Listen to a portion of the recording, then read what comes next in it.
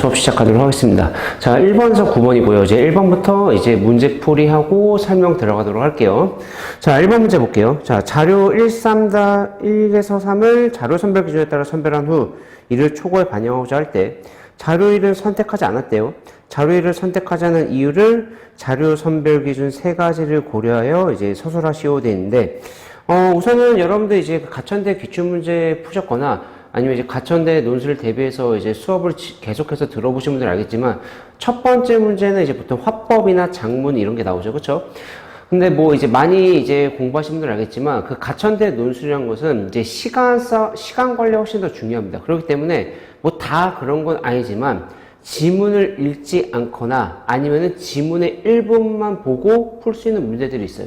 알겠죠? 그러면 이제 화법과 작문 같은 이런 1번 문제는 여러분들이 뭐 이제 읽기에는 쉽죠? 그렇죠? 읽고 풀기에는 뭐 문제는 없지만 대신에 시간이 걸리죠. 그러면 이런 거 항상 뭐다? 지문을 읽기 전에 문제를 훑어보고 이것이 지문을 다 읽고 풀라고 요구하는 문제인가? 아니면은 지문의 일부분만 읽고 풀어보라는 문제인가? 아니면은 자세히 보니까 지문과 관계없이 읽지 않고도, 그쵸? 그냥 문제를 풀 수 있는 것인가? 라는 생각을 하고 들어가셔야 돼요. 아시겠죠? 그러면 자, 1번 문제 보시면은, 우리가 같이 읽어봤잖아요. 그쵸? 그러면은, 자료에서 이제 자료 1을 선택하지 않은 이유를 선별 기준 3가지를 고려해서 서술하라 돼 있죠. 그쵸? 그러면 자료 1 뭐죠? 뭐 2013년 청소년 스마트폰 과외준 실태와 땡땡 교육종 지원청이 출처고, 그쵸? 그 다음에 2014년도에 발행된 거죠. 연도 보니까. 그래서 밑에 자료 선별 기준 3가지가 나와 있죠. 그래서 출처가 분명한가, 글의 목적과 주제 부합하냐, 최근 현황을 보여준 자료인가 돼 있는데, 여러분들 이제 거기서 보면 출처는 어떻게 돼 있어요? 2014년도죠. 그쵸? 근데 여러분 이제 지문에서 1분만 보면 되는 게 있어요. 뭐가 있죠? 장문 상황입니다. 장문 상황 봐볼까요? 장문 상황 보면 뭐라 됐어요? 장문 목적은 다크데이터의 발생을 줄이기 위한 일상에서의 실천을 어떻게? 설득하기. 설득하라는 목적으로 글을 쓴 거고, 예상 독자는 교내 학생이고, 자, 전달 매체가 뭐죠? 2022년 1학기 말에 발간될 학교 신문입니다. 그럼 이제 요것만 보고 1번 문제 풀 수 있다 없다? 감이 오시죠? 그러면은 거기 이제 보면은 자료가 뭐죠? 출처가 분명화가 되는데, 자, 자료 1의 출처는 분명해요. 출처가 어디죠? 땡땡 교육 지원청이기 때문에 너무나 명확합니다. 그래서 출처는 문제될 게 없어요. 근데 선별 기준 두 번째도 글의 목적과 주제에 부합한가 되어 있는데, 자, 자료 1의 내용이 뭐죠? 2013년 청소년 스마트폰 과외준 실태죠. 장문 목적이랑 맞나요? 부합하나요? 동떨어진 거죠. 그렇죠? 장문 목적은 다크데이터의 발생을 줄이기 위한 일상에서 실천인데 스마트폰 과외준 실태하고 관련이 없죠. 그러면은 장문 목적에는 부합하지 않는 자료라는 것을 확인할 수 있는 거죠. 그 다음에 발행 연도가 언제죠? 2014년도입니다. 근데 전달 매체가 언제라 됐죠? 2022년 학교에서 발행할 학교 신문입니다. 그러면 8년 차이기 때문에, 그렇죠? 너무나 오래된 자료죠. 그렇죠? 아무리 좋은 자료도 오래된 자료면은 그 자료를 쓸 수 있을까요? 쓸 수가 없겠죠. 그렇죠? 그러면은 이제 답이 나오죠. 그럼 어떻게 하면 돼요? 자료 이름 출처가 분명하죠. 근데 자료 목적과 주제, 그다음에 뭐다? 그다음에 최근 현황을 보여주는 자료가 아니다. 이런 내용으로 써주시면 돼요. 그래서 뭐 이제 여러분들 이제 답지가 있으니까 답지를 한번 우선 읽어드리면은 자료에는 출처가 분명하지만 글의 목적과 주제에 맞지 않죠. 그렇죠? 그 다음에 최근 현황을 보여주는 자료가 아니기 때문에 이것은 자료 1을 선택하지 않았다. 이렇게 쓰시면 됩니다. 알겠죠? 그래서 이제 뭐 답지에도 이제 그 채점 기준이 있죠. 그렇죠? 채점 기준에 따라 출처는 뭐 문제가 없는데, 그 다음에 자료의 목적과 자료가 주제와 목적과 부합하지 않고 최근 현황을 보여주는 자료가 아니다. 이런 내용으로 써주시면 정답입니다. 알겠죠? 그래서 1번 문제는 솔직히 뭐 크게 어렵지 않아요. 어렵지 않은데, 여러분들 화법과 작문 같은 문제는, 지문을 다 읽는다기보다는, 뭐, 대다수가 지문의 일부나, 아니, 지문을 안 읽고도 풀 수 있는 문제로 나오기 때문에, 뭐, 물론 100% 그런 건 아니겠죠. 그쵸? 근데 보통 그렇기 때문에, 여러분들 문제를 훑어보시고, 이렇게 풀면 되겠구나, 이거는 생각하시고 접근하셔야 됩니다. 제가 이거를 설명해 드리려고 좀 시간을 할애한 거예요. 아시겠죠? 자, 그러면 이제 1번 문제는 넘어가고 이제 2번 문제 볼게요. 자, 이번 문제는 이제 그 독서 지문이죠. 그쵸? 이제 독서 이론과 관련된 지문인데, 이거는 뭐 어렵지 않고 지문이 짧아요, 되게. 그래서 이제 여러분들도 어차피 수능은 치셔야 되니까, 이 지문 같은 게 보통 이제 수능 국어에서 1번에서 3번 문제로 나온 지문이죠. 그쵸? 내용은 어렵지 않습니다. 그래서 문제를 볼게요. 항상 문제를 먼저 보고, 문제 푸는 전략을 세우는 습관을 들이셔야 됩니다. 보기는 학생 갑의 성창록입니다. 을의 조언을 듣기 전까지 갑의 독서를 기억의 비유로 서술하시오 돼 있죠. 그럼 기억이 뭐죠? 두 번째 문단에 있죠. 두 번째 문단에. 뭐 기억 밑줄 쳐져 있는데 그거는 뭐 됐고, 근데 이제 뭐 이거는 다 읽고 풀어봐야 되겠죠. 그렇죠? 뭐 다 안 읽고 풀 수 있긴 하고, 뭐 두 번째 문단만 봐도 풀 수 있긴 하겠지만, 뭐 지문이 짧기 때문에 좀 시간적 여유가 있다 하신 분들은 뭐 지문을 다 읽고 푸셔도 크게 부담은 안 될 것 같습니다. 뭐 두 번째 문단만 읽고 풀어도 더 좋긴 하겠지만 조금 위험성이 있는 것 같아요. 그러면은 이 글의 내용은 뭐죠? 독서라는 건 뭐죠? 끝이 없다는 얘기죠. 그렇죠? 그래서 끝이 없는데, 이제 독서라는 것은 이제 뭐다? 거기 이제 첫 번째 문단에 어디냐? 그쵸? 첫 번째 문단에서 밑에서 세 번째 줄 봐보세요. 네 번째 줄. 결국 공부라는 것은 보이시죠? 끝이 없기에 독서는 배우는 자가 죽을 때까지 해야 될 사업이래요. 그래서 비록 그렇다 하더라도 암과 행함. 암과 행함은 뭐죠? 아는 거를 어떻게 해요? 우리는 행동으로 옮겨야 되죠. 그쵸? 그 다음에 이 두 가지는 어느 하나를 버리거나 한쪽에 치우면 안 되는 것이고, 그리고 본말과 경중도 있죠. 본말과 경중이라는 게 뭐예요? 중요한 것과 중요하지 않은 것. 이거 뜻입니다. 이런 뜻입니다. 그래서 등급을 고르는데 어긋남이 있으면 독서는 깨달음으로 가지 못하고 어떻게? 글자 그대로 해석에만 그치게 되니 어찌 두려워하지 않겠습니까? 돼 있죠. 그럼 이게 무슨 말이에요? 우리가 독서라는 건 뭐죠? 뭐 어떤 것을 깨닫기 위한 거예요. 그렇죠? 근데 깨달음으로 끝나면 안 된다는 얘기입니다. 내가 어떤 것을 책을 읽고 깨달았어. 그럼 어떻게 해야 돼? 그 깨달은 것을 어떻게 실천에 옮겨야 된다는 내용이 이 글의 핵심이에요. 알겠죠? 그냥 알고만 있으면 안 된다는 얘기죠.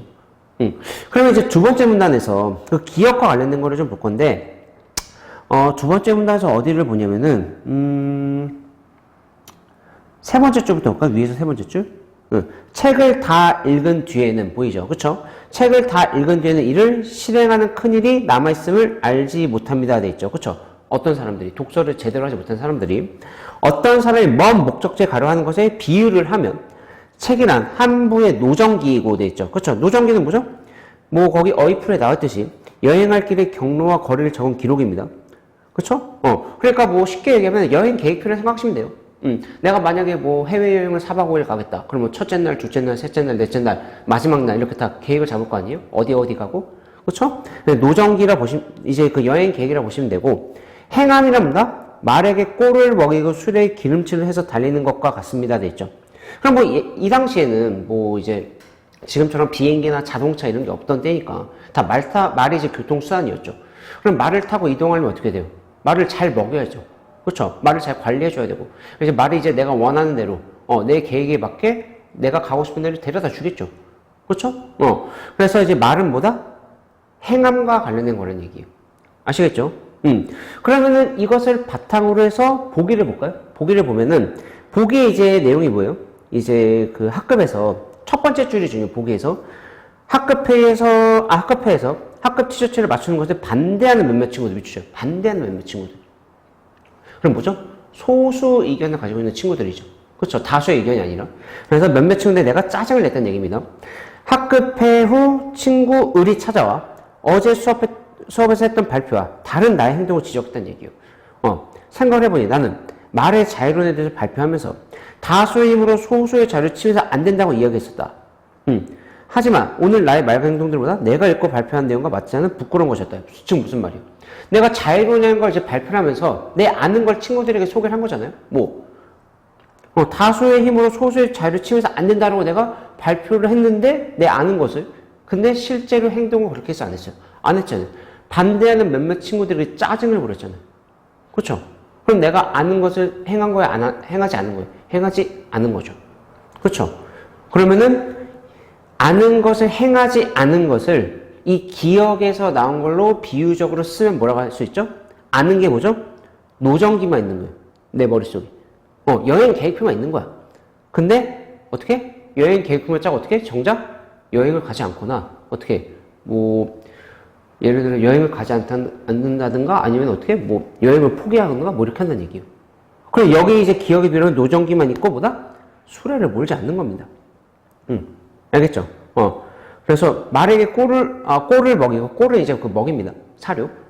꼴을 먹이고 수레에 기름을 쳐가지고 말을 움직여야지 수레가 움직이는데, 그렇죠? 그래서 정답은 뭐다? 노정기만 있고 수레를 몰지 않는 것, 이런 식으로 써주시면 돼요. 아시겠죠? 자, 그래서 2번 문제도 여기까지 됐고, 자, 이제 3번 문제 한번 봐볼게요. 3번은 이제 독해 문제입니다. 독해 문제인데, 우선 항상 문제를 훑어봐야 돼요. 그래서 3번 문제 보면은 기억에 해당하는 방법을 정리할 때 윗글을 바탕으로 1, 3에 들어 알맞은 내용이니까 기억이 어딨죠? 첫 번째 문단에 있죠. 그쵸? 첫 번째 문단 제일 마지막에 있는데 이거는 뭐 첫 번째 문단까지 읽고 풀 수 있는 문제는 아닌 것 같아요. 그래서 이거는 좀 다 읽고 풀 수밖에 없을 것 같고 그다음에 4번 니은에 대한 정리죠. 그럼 니은이 어딨죠? 두 번째 문단에 있죠. 추출물을 얻는 연구. 그리고 추출물에 위치 쳐져 있죠. 근데, 이 지문을 공부해 본 친구분들은 아시겠지만, 이거는 다 읽고 풀어야 돼요. 안타깝지만. 근데 이제 우리가 이제 문제풀이를 제가 해주는 시간이지, 제가 여러분들에게 지문을 다 읽어드릴 수는 없거든요. 그래서 제가 핵심적인 부분만 조금 알려드리고, 그 다음에 문제와 관련된 거예요. 그것만 좀 제가 좀 독해를 같이 해드리고, 이제 나머지는 이제 문제를 확인하는 식으로 할게요. 알겠죠? 이 지문은 이제 뭐냐면은 당뇨병과 관련된 겁니다. 당뇨병과 관련된 건데, 이제 당뇨병을 이제 어떻게 치료를 하기 위해서, 노력을 했느냐라는 이제 여러 연구자들의 이제 그 노력의 방법이 나와요. 알겠죠? 그래서 시간의 순서에 따라 나오는데, 우선은 그 첫 번째 문단에서는 이제 중요한 게 뭐냐면은, 거기 첫 번째 문단 조금 읽어볼게요. 보시면은 이제 1889년에 폼메린과 민코프스키가 계획에서 이자란 걸 제거해요. 그리고 이자를 제거 어떻게 되느냐? 심각하고 치명적인 당뇨병이 발생했습니다. 그리고 이자를 제거하면 돼요, 안 돼요? 안 되는 거겠죠. 그렇죠? 그래서 이것을 증명한 이유, 생리학자들과 임상의들은 뭐다? 혈당이 과도하게 높아지고 소변에 당이 섞여 나오는 당뇨병을 치료하는데 효과가 있는 어떻게? 이자 분비물을 얻기 위해 다양한 방식을 시도했다는 얘기예요. 알겠죠? 그래서 보면은 민코프스키를 시작으로 많은 연구자들이 다양한 방식으로 채취한 이자 분비물을 실험 동물과 당뇨병을 앓고 있는 사람에게 경구, 피하, 정맥대로 투여했지만 병세의 개선이 거의 또는 전혀 이루어지지 않았다는 얘기예요. 그럼 무슨 말이야? 이자물을 이제 분비물을 얻기 위해서 다양한 방식의 이자 분비물을 얻었고 어떻게? 그걸 이제 투약을 했는데 제대로 개선이 이루어지지 않았다는 얘기죠. 그래서 1901년에 미국의 의사 오피는 이자의 조직에 분포하는 이질적인 세포 동물이 어떻게? 섬세포. 요게 중요합니다. 자, 섬세포가 부분적으로 또는 전체적으로 파괴되는 보다 당뇨병이 온다는 걸 발견했다는 얘기예요. 이에 따른 연구자는 어떻게? 당뇨병을 치료한 보다 미술 쳐볼까요? 섬세포의 분비물을 얻었는 데 이에 도달했습니다. 왜? 자, 이 섬세포가 어디 있는 거죠? 이자의 조직에 분포해요. 그렇죠? 이자의 조직에 분포하는데 이자의 조직에 분포 이 섬세포가 파괴되면 어떻게 돼? 당뇨병이 발생하니까 그럼 어떻게 이 섬세포를 파괴되지 않게 해야 돼요? 안 해야 돼요? 해야 되겠죠. 그렇죠? 그래서 어떻게 한다는 얘기예요? 그래서 거기서 나와 있듯이 그렇죠? 섬세포의 분비물을 얻어야 되는 이에 도달했고 그래서 이 섬세포의 분비물을 얻으려고 많은 학자들이 연구했다 안 했다 했다는 얘기입니다. 그래서 이제 그 밑에 나오는 의사 출처나 이제 의사 출처가 이제 뭐 하는 거예요? 알코올로 추출한 이자 분비물을 이제 당뇨병 환자의 초에 증세를 일시적 호전시킨 결과 얻었지만 분비물의 불순물 불순물 때문에 뭐라는 얘기예요? 부작용이 발생했다는 얘기죠. 그렇죠? 그래서 부분적 성공만 거뒀다는 얘기예요. 첫 번째 문단에서는. 자, 그래서 두 번째 문단에서 이제 보시면은, 이제 여기서부터 잘 봐야 되는데, 벤팅이라는 사람이 이제 어떤 결과물을 냈냐면요. 그 첫 번째 줄 보시면은, 미국의 연구자인 베론의 논문에서 이자액을 전달하는 이자간을 묶으면 되겠죠. 그렇죠? 이자를 구성한 세포 일종보다 선포세포가 퇴화한다는 내용을 읽었대요. 그 선포세포가 중요해요. 별 붙이세요. 그래서 보면은, 벤팅은 이자간을 묶어 선포세포를 퇴화시키면 섬세포 분비물을 선포세포에서 기여하는 트립신과 기타 소화 요소에 의해 파괴되는 상태로 얻을 수 있다는 생각이 들었다 했죠. 요게 중요한 거예요. 자, 제가 좀 판사를 해드릴게요. 이거는 좀 구조적으로 보셔야 되는데 아까 첫 번째 그 문단에서 봤듯이 섬세포가 파괴되면 당뇨병이 발생한다고 되어 있었죠. 그쵸? 근데 이제 두 번째 문단은 벤팅이 발견한 게 뭐냐면은 이 벤팅이라는 사람이 뭘 발견했냐면 자, 좀 구조에서 좀 설명해 드릴게요. 거기서 이제 그 이자간을 묶으면은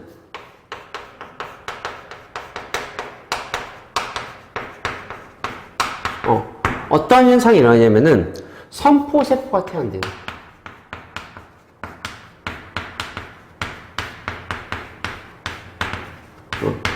이 선포세포가 태어나는데 근데 이 선포세포가 태아가 되면은 뭐가 좋냐면은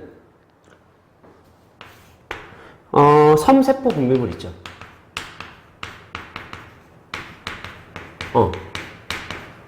이게 파괴가 된다 안 된다. 그 두 번째 문제 세 번째 줄 보시면은 선포세포에서 기르는 트립신과 기타 효소에 의해 파괴되지 않는 상태로 얻을 수 있을 거라는 생각이 들었다는 얘기예요.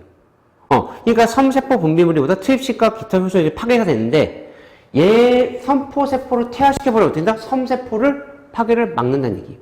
알겠죠? 그래서 뭘 파괴를 이제 막습니다. 이렇게. 방지할 수 있다는 얘기죠. 근데 이가 첫 번째 문제 봤을 때 섬세포가 뭐였죠? 얘가 파괴되면 뭐 어떻게 돼요? 얘가 만약에 파괴가 되면 어떻게 돼요? 그 첫 번째 문제 봤듯이 당뇨병이 발생한다 했으니까 그쵸? 그러니까 얘를 파괴시키면 안 되는 거예요. 얘를 무슨 말인지 알겠죠? 그쵸? 그래서 이 섬세포 분비물을 파괴하지 않게 하기 위해서 어떻게 돼? 얘를 어떻게 태화시키기 위한 여러 가지 방법들이 나옵니다. 그럼 얘를 태화시킨 상태에서 섬세포 분비물만 추출하는 방법이 쭉 4가지 나오는 그게 4번 문제와 관련된 겁니다. 이해가시죠?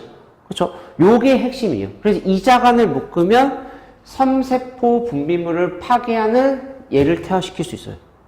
그럼 얘를 태화시키면은 뭐다? 얘 섬세포 분비물만 뽑아낼 수 있겠죠. 그렇죠? 근데 그 섬세포 분비물을 뽑아내는데 보다 얘만 걸러낼 수 있는 추출물이라는 걸 이제 활용을 하는 거예요. 추출물. 우선 여기까지 이해가시죠? 그렇죠? 그럼 이 구도를 이해를 하셔야지 제가 대략적으로 설명해 드릴 수 있습니다. 두 번째 문단부터는 제가 다 읽을 수는 없고 핵심적인 부분만 좀 읽어 드릴게요. 그래서 두 번째 문단에서 어디서부터 뭐냐면은 두 번째 문단에서 위에서 여섯 번째 줄 먼저 볼까요? 여섯 번째 줄에서 추출물을 얻는 연구를 시작했다 돼 있죠. 그렇죠? 그래서 동물의 이자의 목적이 뭐냐? 추출물을 얻는 연구를 시작했다 돼 있는데 그들은 먼저 보다 개들의 이자가 묶었대요. 1번 쳐보세요. 개들의 이자가. 이게 첫 번째 방법으로 이제 실험을 한 겁니다.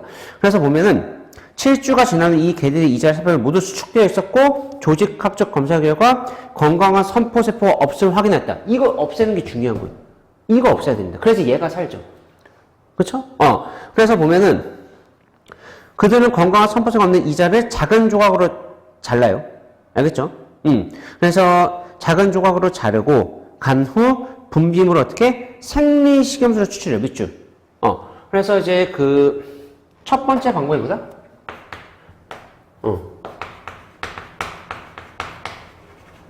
생리식염수로 추출합니다. 이렇게. 생리식염수를 추출해서 그 다음에 당뇨병에 걸린 개의 정맥에 이 추출물을 투여해서 정맥주사 계래 혈당은 정상적이 되거나 정상으로 낮은 수준으로 감소했고 소변에서 당이 검출되지 않아요. 개들은 더 건강해지고 더 생기 넘치게 되었고 벤팅의 팀이 이 첫 번째 유형의 추출물에서 얻은 유의미한 결과는 뭐다? 선포세포에서 기원한 소화 효소들이 당뇨를 방지하는 항당뇨 성분 돼 있죠. 그렇죠? 지금 뭐다? 인슐린을 파괴한다는 얘기예요. 이게 발표입니다. 섬세포 분비물이 정확히 말하면 뭐다? 인슐린이라는 얘기예요.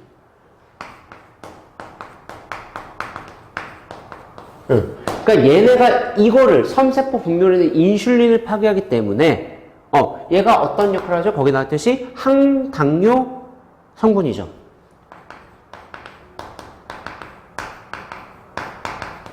그러니까 항이 이제 저항할 항자니까 뭐예요? 당뇨법 이제 뭐죠? 원활히 이제 그 우리 몸에서 포도당이 어떻게 이제 그 혈액으로 이제 흡수가 돼가지고 우리의 에너지원을 공급할 수 있게 만들어주는 역할을 해준다는 얘기입니다. 인슐린이. 아시겠죠? 그래서 당뇨병을 걸리지 않게 만들어주는 역할을 하는 게 이거예요. 인슐린. 알겠죠? 얘를 파괴하면 뭐다? 얘 섬세포 분비물인 인슐린이 어떻게? 남아있는 거예요. 얘가 있어야지 어떻게 된다는 얘기예요. 당뇨병에 안 걸린다는 얘기입니다. 아시겠죠? 요게 핵심이에요, 요거. 그래서 요거를 뽑아내기 위한 첫 번째 방법이 뭐다? 생리식염수를 추출하는 거예요. 요걸 이용해가지고. 이걸 이제 매개로 해가지고. 아시겠죠? 자, 그 다음에 이제 세 번째 보면은, 세 번째, 네 번째 문단이 쭉쭉 읽힐 거예요. 그래서 보면은, 세 번째 문단에서 이제 그 뭐냐면은, 첫 번째 줄 보시면 두 번째 유형의 추출물은 뭐죠? 12지장 점막에서 분비되는 호르몬이다. 세크리틴을 이용합니다. 를 장기간 계속 주입합니다. 그래 어떻게? 선포, 세포질 기관의 소화 효소를 고갈시킨 개의 이자에서 추출하는 거예요. 그래서 두 번째 방법은 이제 거기 나와 있듯이 뭐 세크리틴 이용하는 겁니다. 세크레틴이죠. 그렇죠? 이렇게 이용하는 거예요. 그 다음에 뭐 그게 뭐 더 많이 더 효과가 좋다 안 좋다 이런 거는 뭐 크게 어려운 거 아니니까 그건 제가 넘어갈게요. 뭐 이제 부작용이 좀 있죠. 그쵸? 그 다음에 세 번째 문단 중간점은 세 번째 유형의 추출물 나오죠. 그래서 이제 세 번째는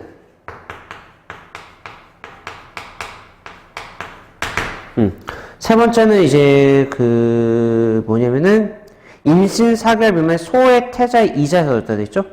그쵸? 그래서 소의 태아의, 소의 태자가 아니라 소의 태아죠. 그쵸?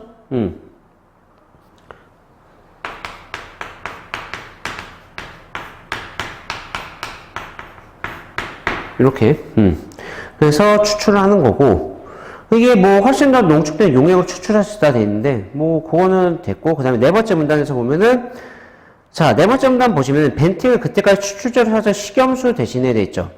뭐다? 약산성 알코올을 추출제로 사용합니다. 약산성 알코올. 그래서 어떻게? 동물의 신선한 분비에서 인슐린을 추출할 수 있었다 돼 있죠. 뭐 훨씬 더 이제 그 정제되고 그 신선하고 또 훨씬 더 그 깨끗한 뭐 그런 이제 추출물을 뽑을 수 있었다는 얘기예요. 알코올을 그 인슐린을. 그래서 이렇게 되는 벤트의 네 번째 유형물의 추출물은 이자가 적용된 계획에 투여해서 어떻게 뭐 성공이 됐고 그 다음에 사람에게도 투여해서보다 뭐 당뇨병 치료에 획기적인 효과를 가져왔다 이런 내용입니다. 아시겠죠? 그래서 뭐 네 번째는 이제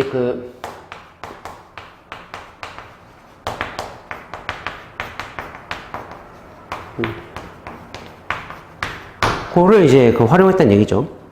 자, 그래서 3번 문제 봐볼까요? 기억에 해당하는 방법을 정리할 때 윗글을 바탕으로 1, 3에 들어가 알맞은 내용. 자, 그럼 이제 보시겠죠? 답 알겠죠? 그래서 보면은 1번 뭐라 됐어요? 섬세포에서 분비되는 인슐린이에요. 알겠죠?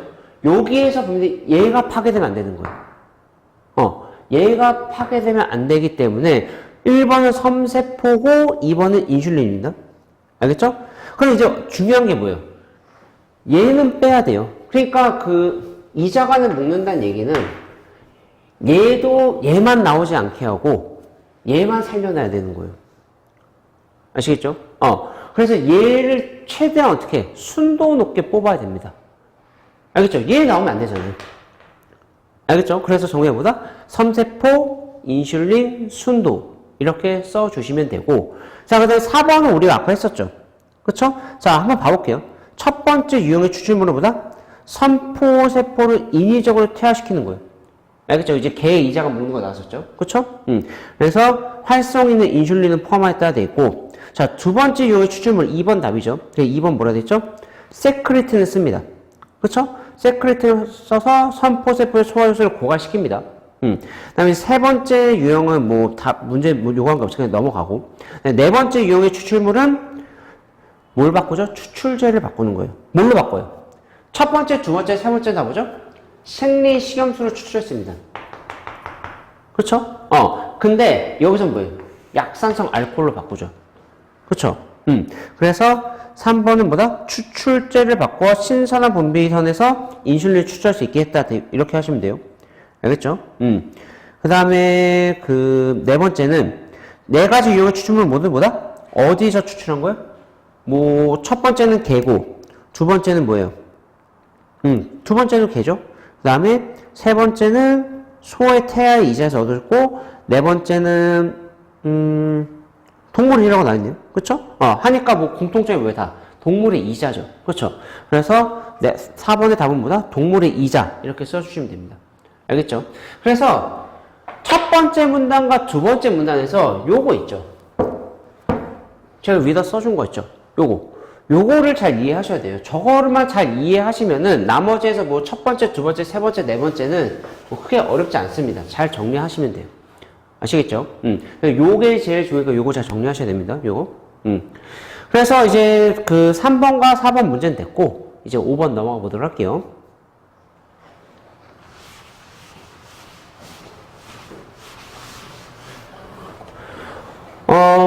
여러분들 이제 시작하신 분들도 있고, 아니면 뭐 예전부터 가천대 논술 준비해 보시면 되겠지만, 뭐 가천대 논술에서도, 가천대 논술 같은 경우는 독해가 EBS에 있는 거 지문 그대로 나오죠. 문학도 마찬가지로. 그렇죠? 그럼 무슨 말이냐면은 근데 여러분들이 이제 문학이나 이제 독서 위주로 정리를 하실 텐데 아무래도 그쪽이 이제 출제 비중이 가장 높으니까요. 그렇죠? 근데 문학 같은 경우는 이제 여러분들이 정리하시면 됩니다. EBS에 있는 문학 있는 것만 잘 정리하시면은 어떤 문제가 나와도 크게 어렵지 않을 텐데 독해는 좀 어렵죠. 그렇죠?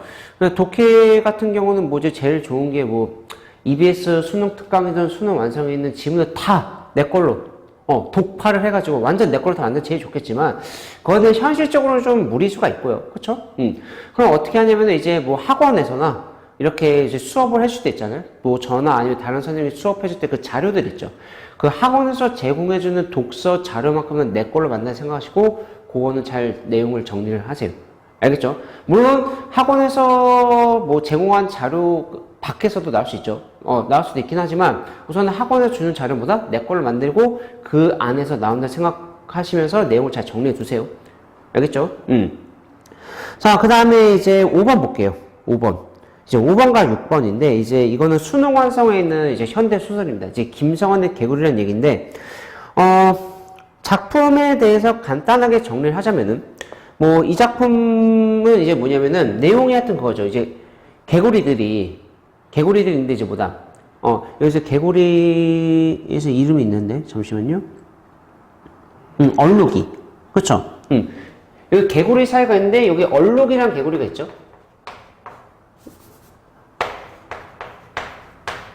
그쵸? 이 얼룩이란 개구리가 있는데 이 얼룩이란 개구리가 어떻게 해? 자기 개구리 사회의 무리들을 이끌고 어디를 가요? 그렇죠. 제우스 신에게 가는 거죠. 그렇죠. 제우스 신에게 가서 이제 뭐라고 얘기하느냐? 우리를 통치해줄, 다스려줄 지도자를 내려주세요. 이렇게 얘기한 거예요. 그 이유가 뭐죠?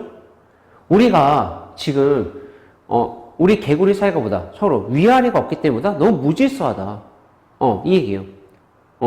무질서하고 정신이 없습니다. 그래서 이 무질서한 사회를 딱 잡아줄 지도자가 필요합니다. 제우스님, 저희에게 필요한 지도자를 보내주십시오. 이렇게 얘기한 거예요. 근데 제우스가 얘기한 건 뭐예요? 그런 게 왜 필요하니? 이 얘기예요. 너희 눈에는 무질서로 보이겠지만, 그건 더 좋은 거다. 더 높은 질서가 있는 거다. 이런 식으로. 그러면 이제 위아래, 약간 무질서해 보일 수 있고, 자유분방한, 무질서할 수 있긴 하겠지만, 뭐겠죠? 자유분방하다는 얘기죠. 그렇죠? 평등사회잖아요. 근데 왜 그런 걸 모르고 너는 왜 어떻게 지배자를 보내달라고 그래? 지도자를? 이 얘기하는 거죠. 근데 얼룩에서 뭐 하는 거야? 그래도 우리 사회를 다스리보다 지도자를 보내달라고 요구해서 제우스가 보내주는 내용입니다. 알겠죠? 그래서 전체 줄거리는 이런 건데 이 작품을 통해서 이 작가가 말하고자 하는 주제가 뭐냐? 우리가 의식이란 걸 너무 하면 안 된다는 얘기예요. 이 작가가 뭐라는 거 무슨 말이냐? 사람이 의식 없이 살면 안 되긴 하죠. 그렇죠? 그래도 너무 몰라도 안 되고. 근데 너무 아는 것도 병이라는 얘기예요. 무슨 말이냐? 너무 아는 게 많으니까 어떻게 해? 우리를 다스려줄 사람이 있으면 좋겠다. 이런. 그렇죠? 부정적인 생각하게 된다는 얘기예요. 안 좋은 생각. 그렇죠? 여러분들 생각을 해보세요. 여러분들 우리나라 같은 이제 자유민주주의 사회긴 하지만 여러분들 만약에 여러분들을 다스려줄 지도자가 필요해요? 여러분들 다져줄 사람이 있었으면 좋겠어요? 그런 거 아니잖아요. 그렇죠? 내 행동에 내가 책임을 지는 한이 있더라도, 어떻게, 남에게 간섭받지 않고 자유롭고 내가 생각하는 대로 내가 하고 싶은 대로 행동하는 게 좋죠. 물론 다른 사람에게 피해는 주면 안 되고요. 그쵸? 근데 뭐다? 너무 많이 아는 게 뭐다? 오히려 병이 된다. 이 얘기예요. 알겠죠? 그래서 여기 이제 문제도 나와 있지만 뭐 니은에 돼 있죠. 기억과 니은 해가지고. 그쵸? 그것과 관련된 내용이 문제입니다. 자, 그러면은 5번 봐볼게요. 기억은 제우스가 자유롭게 살다 다른 동물들처럼 지도자를 보내줄 것을 청원한 개구리의 모습을 비판한 말입니다. 윗글에서 기억이 구체화된 문장을 찾아 첫 어절과 마지막 어절을 순서대로 쓰셔야 되는데, 그럼 이제 거의 뭐라 했죠? 노예 근성돼 있죠. 그렇죠? 그럼 노예란 게 뭐예요? 뭐 노예란 뜻을 다 알죠? 노예 위에서 무조건 주인이 있는 겁니다. 뭐 이제 지도자겠죠. 그렇죠? 뭐 노예가 된다는 것은 뭐가 없는 거예요? 자유가 없는 겁니다. 그냥 시키는 대로 해야 돼요. 그렇죠? 근데 모두 할 필요 없어요? 자유가 없으니까 자기가 한 행동에서보다 책임질 필요도 없어요. 그럼 노예 근성이란 건 뭐예요? 그냥 난 내가 하는 행동에 책임지기 싫다보다 누가 시키는 대로보다 하고 싶다. 주체성이 없는 사람을 말합니다.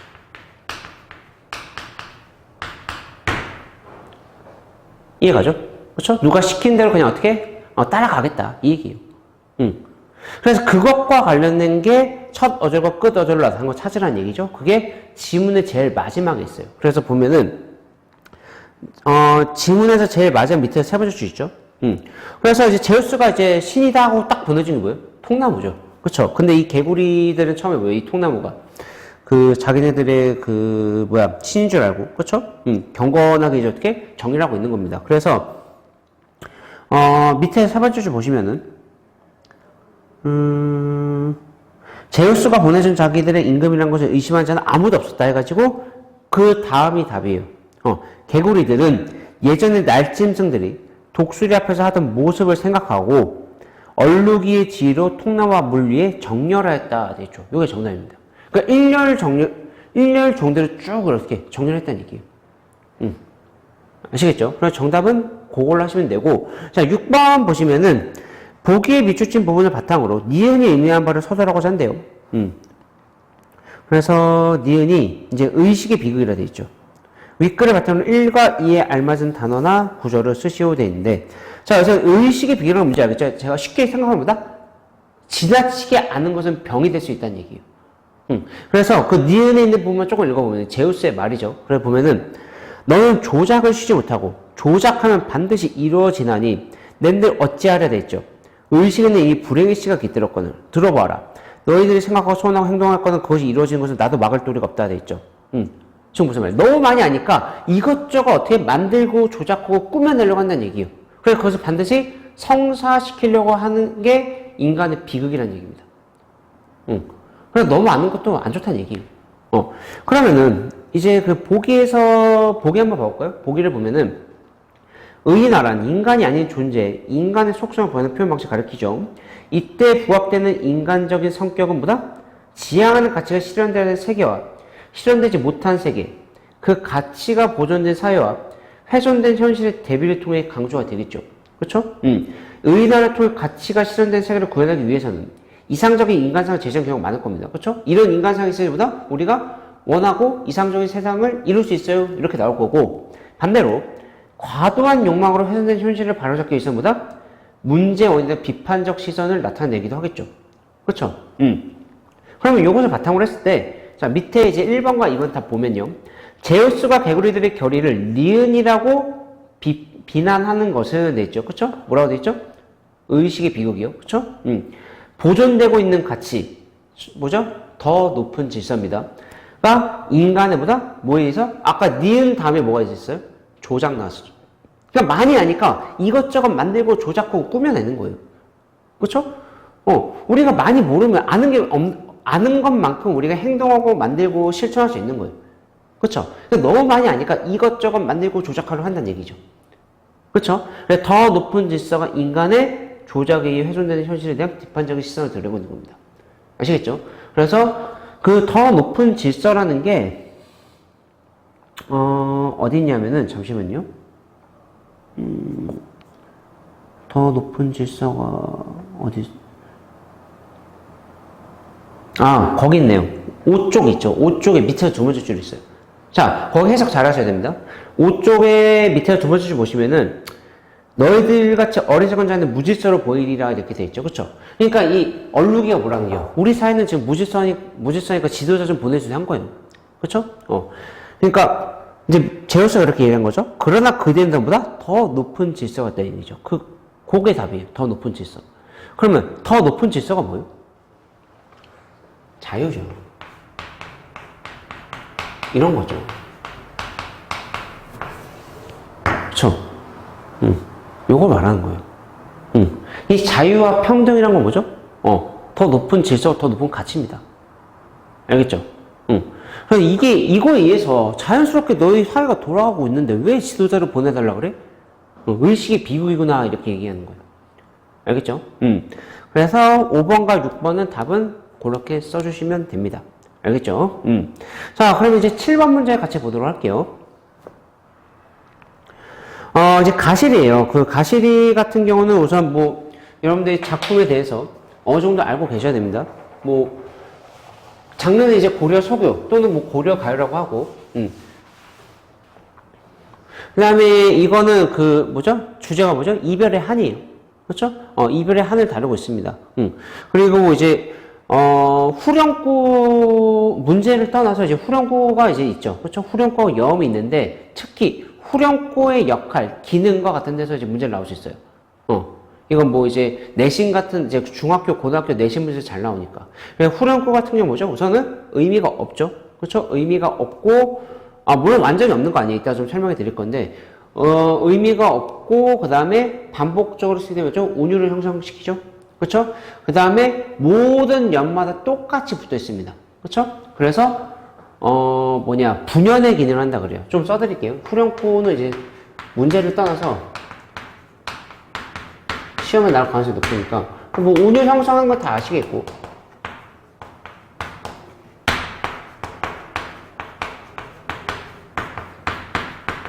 이 분연의 기능 한다는 것도 알아두셔야 됩니다.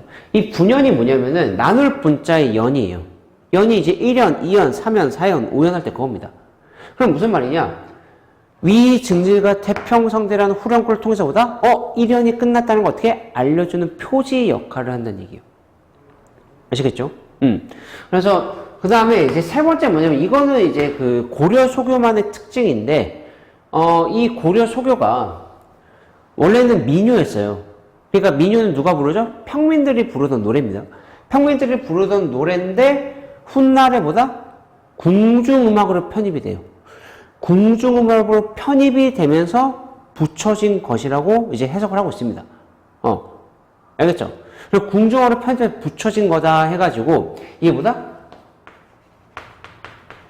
궁중음악으로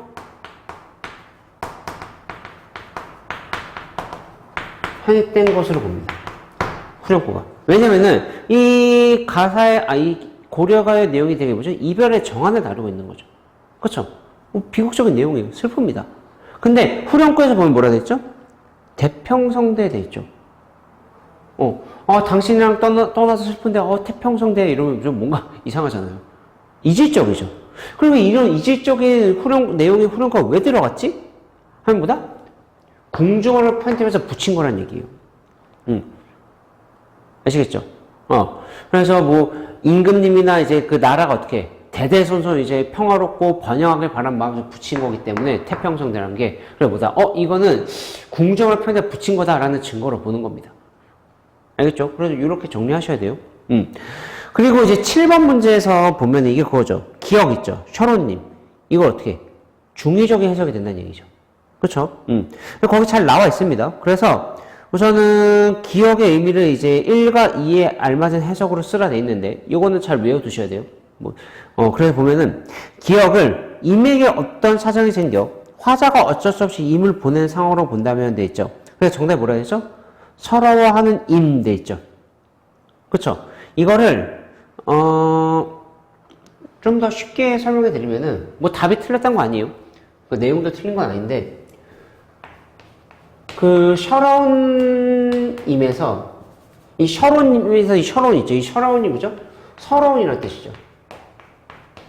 근데 이 서러움을 느끼는 주체가, 이 정서를 느끼는 주체가 이 임이냐 아니면 뭐다? 시적 화자인 나냐에 따라 해석이 달라진다는 얘기예요. 그럼 첫 번째 서러워하는 주체가 임이란 건 뭐예요? 이별을 서러워하는 임이라는 의미입니다. 이별을 서러워하는 임. 이유야 뭐든 간에 어떻게 우리가 헤어져야 돼. 그럼 임이 어떻게 슬퍼한다는 얘기예요. 알겠죠? 그래서 뭐 이별을 서러워하는 임 이렇게 해석되는 겁니다. 알겠죠? 근데 서러움의 주체가 시적 화자면 뭐가 되느냐? 이미 떠나니까 어떻게 돼? 이미 나를 어떻게 서럽게 만든다는 얘기예요. 알겠죠? 그래서 뭐냐면은 나를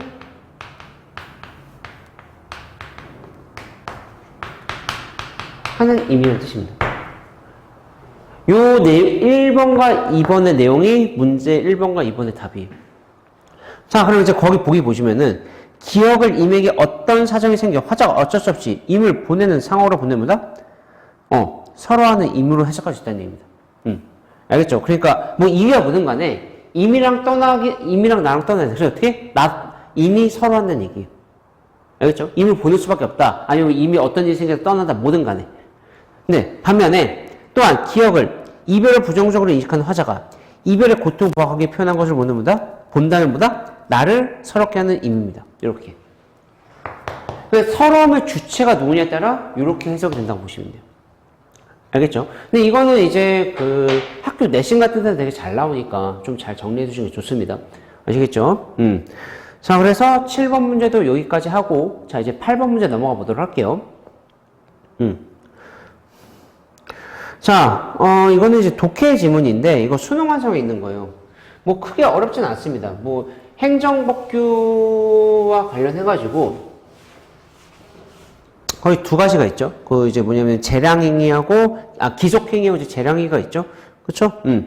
그 8번 문제 볼까요? 뭐, 윗글의 행정행위의 종류에 따른 사법심사의 범위의 차이를 설명하고 있다. 보기에 제시된 행정법규의 행정행위의 종류를 쓰래요. 그 행정행위의 사법심사의 범위를 서술하시오 돼 있죠. 그쵸? 이거는 뭐 지문이 쉬우니까 뭐 우선은 문제를 보니까 다 읽고 풀어야 돼요. 그렇죠? 근데 지문도 짧죠. 그렇죠? 그래서 거기에서는 이제 핵심이 뭐죠? 행정행위와 관련해가지고 기속행위하고 재량행위만 좀 알아두시면 됩니다. 그래서 뭐 핵심적인 것만 보면은 두 번째 문단부터 볼게요. 이때 B를 해야 한다의 경우처럼 법규상 요건이 충족되면 행정청이 반드시 어떠한 행위라는 행정행위를 기속행위입니다. 그러니까 행정청이 반드시 해야 되는 어떤 상황이 발생보다 반드시 어떠한 행위를 해야 하는 행정행위.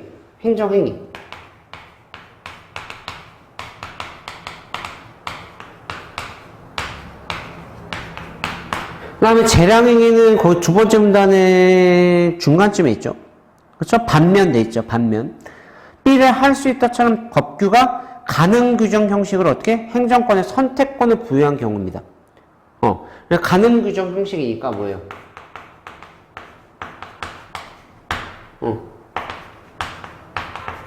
선택권을 부여한 거죠.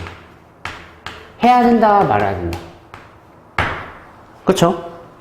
그래서 요거는 진술이 어떻게 돼 있어요? 그 보면은 B를 해야 한다라 돼 있고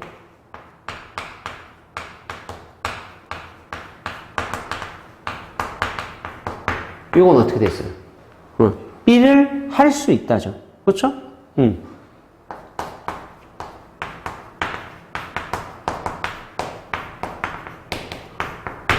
이런 식으로. 그쵸?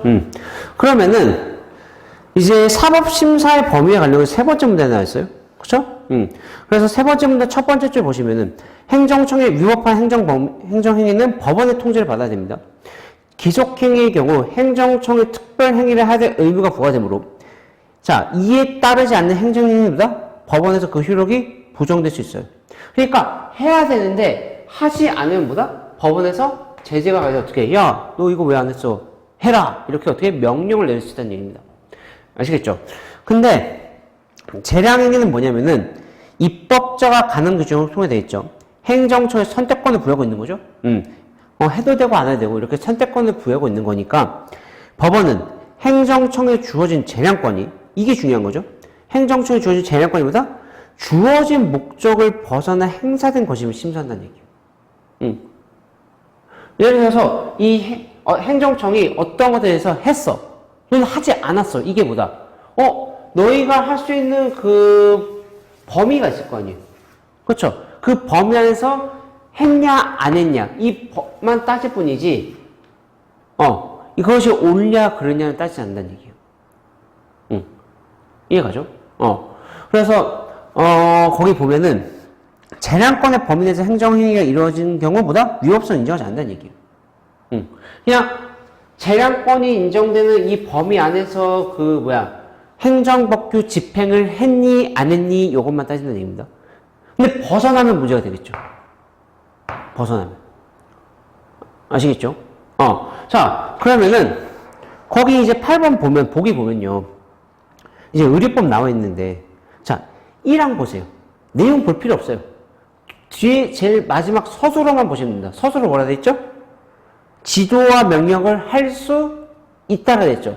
할 수 있다니까 뭐예요? 재량행위입니다. 그렇죠? 그래서 정답, 1번의 정답은 뭐예요? 재량행위라 쓰시면 되고. 그러면은, 사법심사의 범위를 뭐라 쓰면 돼요? 아까 말씀드렸듯이 재량권이 주어진 목적을 벗어나 행사된 것인지만 사법심사가 가능합니다. 이렇게 쓰시면 돼요. 그게 아까 세 번째 문단에 네 번째 줄에 있는 거잖아요. 주어진 재량권이 주어진 목적을 벗어나 행사된 것을 심사할 뿐, 돼 있죠. 그 내용 2번으로 써주시면 됩니다. 알겠죠? 그래서 이거는 지문은 크게 어렵지 않지만 충분히 나올 수 있어요. 그래서 한번 좀 정리해 주시는 게 좋습니다. 자, 그래서 8번도 이 정도 됐고, 이제 마지막 9번 문제 보도록 할게요. 이제 문법 문제인데, 입문하신 분들은 문법 문제 하나 나온다 보시면 돼요. 그리고 보통 이제 제일 많이 나온다고 보는 게, 의문 변동 있죠. 의문 변동을 이제 씹어 드실 정도로 잘 아셔야 됩니다. 아시겠죠? 그래서 이제 여기도 이제 의문 변동 문제가 나왔는데, 의문 변동이 아니네요. 이제, 여기는 이제 그 단어 계열이죠. 합성어 해가지고 통사적 합성어, 비통사적 합성어. 요것도 이제 출제가 충분히 될 수 있어요. 고등학교 1학년 모의고사 기출에도 나올 정도로 크게 어렵지 않은 문제라고 여기고 있으니까, 출제진들이. 물론 이제 여러분들이 어떻게 느낄지 모르겠는데, 이제 여기 합성어와 관련된 건데요. 자, 보면요. 합성어 중에는 어근들의 결합 방식이 명사 플러스 명사, 용언의 관용성 플러스 명사, 용언의 연결형 플러스 용언, 어간 등과 같이 보다 우리말의 문장을 구성하는 방식 같은 것. 이걸 우리가 뭐라 해요? 통사적 합성어라고 그래요. 이건 좀 정리를 해드리고 제가 문제를 같이 풀게요. 그래서 합성어, 파생어 하는 건 뭐죠? 단어의 형성과 관련된 겁니다. 단어가 어떻게 만들어지느냐. 그래서 어근과 어근끼리. 그러니까 어근이라는 게 뭐죠? 단어의 실질적인 의미를 말한 거예요. 알겠죠? 먹다 있죠. 이게 핵심적인 의미죠. 먹다, 먹고, 먹으니, 먹어서 이렇게 되잖아요. 그렇죠? 이렇게 활용이 되는데 이 이트라는 핵심적 의미가 담고 있는 글자가 뭐죠? 이겁니다. 이런 걸 어근이라고 하는 거예요. 어근. 알겠죠? 그래서 합성어는 뭐다? 실질적 의미를 갖고 있는 어근과 어근끼리 결합해서 만들어진 단어를 말합니다. 파생은 이제 어근과 접사라고 하죠. 그렇죠? 그래서 예를 들면 돌다리 이런 거요. 그렇죠? 여기 안 보이죠? 예를 들면 돌다리. 그 다음에 아니면은 돌아보다 이런 거. 그러니까 돌다하고 보다라는 어근이 합쳐진 겁니다. 알겠죠? 하나의 단어가 되는 거죠. 이런 거 등등이 있어요. 근데 이 합성어가 그 결합 방식이 뭐냐면은 통사적 결합 방식에 따라서 통사적 합성어.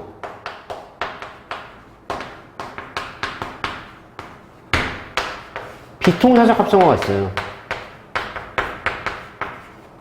합성어가 있는데 통사적이라는 뜻만 잘 아시면 돼요. 왜? 비통사적 할 때 B가 뭘까요? 아닐 B자죠. 그럼 뭐예요? 통사적이지 않은 합성어라는 얘기예요. 그럼 이 뜻만 제대로 이해하면 됩니다. 이 뜻만. 그 뜻이 기억에 나와 있는 거예요. 우리말의 문장 구성 방식과 같은 거. 근데 문제는 우리말의 문장 구성 방식 같은 게 뭐예요? 그게 헷갈리는 거죠. 그렇죠? 그래서 우리말의 문장 구성 방식이 뭐 거기 보기에 첫 번째 줄에 나와 있듯이 뭐 명사 플러스 명사, 용언의 관형사형 명사, 용언의 연결형 플러스 용언어가 이렇게 돼 있는데 물론 이거를 알고 풀면 제일 좋죠. 제일 좋은데 분명히 잘 모르시는 분들이 좀 많으실 것 같아서 그래서 제가 좀 이해하기 쉽게 설명해 드리면은 이 통사적 합성어는 어떻게 이해하시면 되느냐?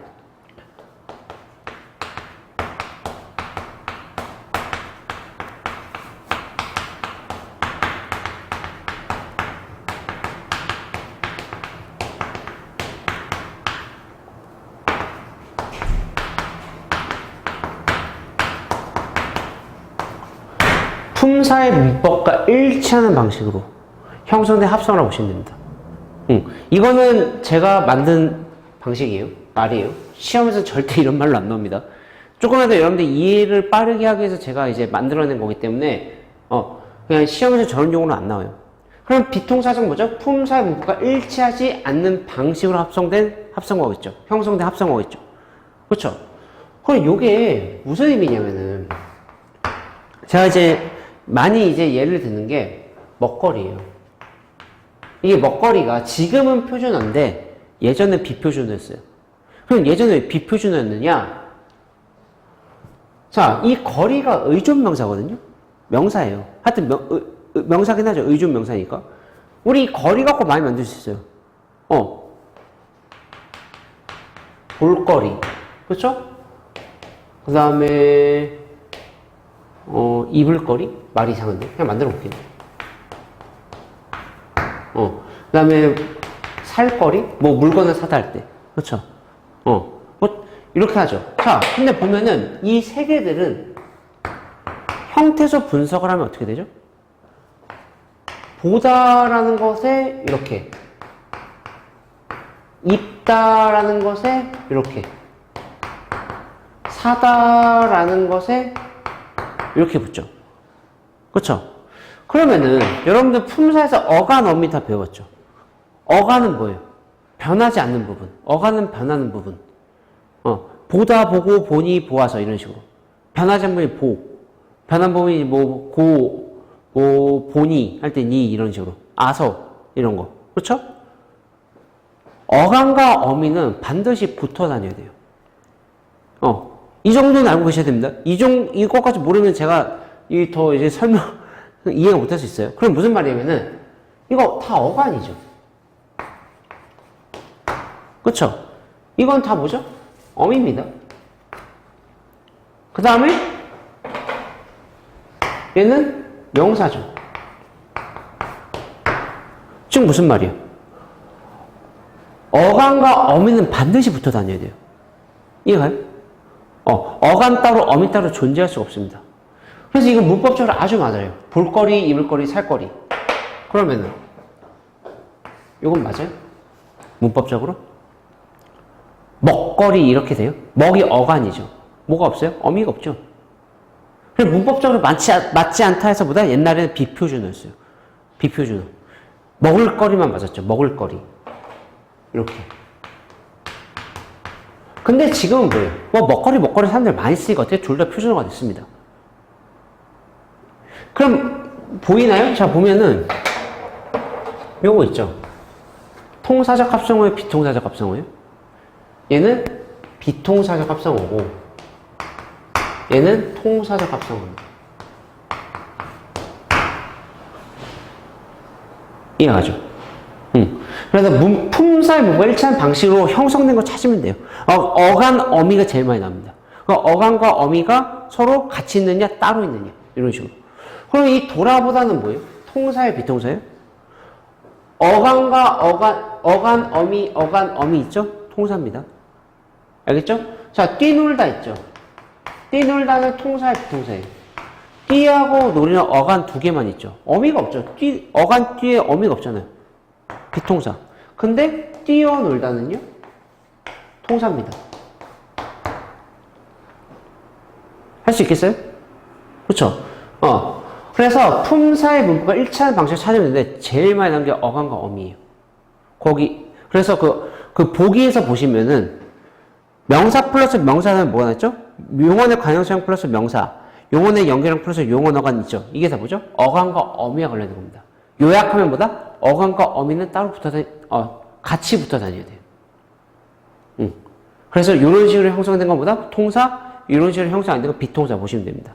그러면은 답을 우선 보시면은 덮밥 있죠? 덮밥은 통사야, 비통사예요? 덮이 어간이잖아요. 덮다, 덮고, 덮으니 이렇게 하니까. 근데 뒤에 바로 뭐가 났죠? 명사가 나왔죠? 이거 비통사죠.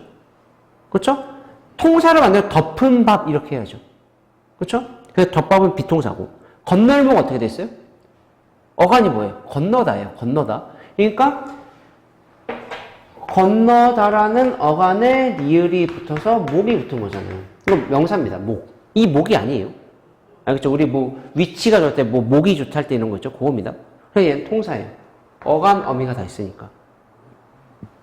뛰놀다 알겠어요? 아까 얘기했듯이 비통사입니다. 그 다음에 들어가다 알겠어요? 들가다 이렇게 하면 이상하죠? 그쵸? 어떻게?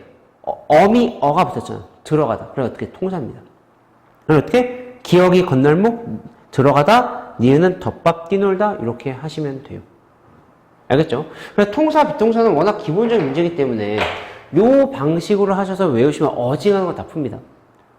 알겠죠? 자, 그래서 우리가 9번까지 문제 풀었고요. 이제 여기까지 해서 추가 모의고사 1회 해설 강의 마무리하도록 하겠습니다. 자, 수업 듣느라고 고생 많이 하셨습니다.